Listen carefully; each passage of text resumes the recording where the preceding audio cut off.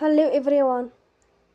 Today we talk about how to fix the app of 2GAS. We will go to settings, then we click on apps. After that we will search the app 2GAS and we will click. Then we will on for stop.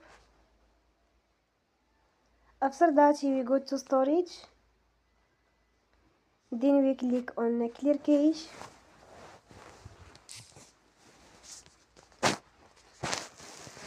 In here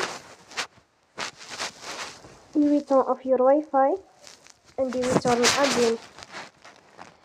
Don't forget to support us by like and subscribe.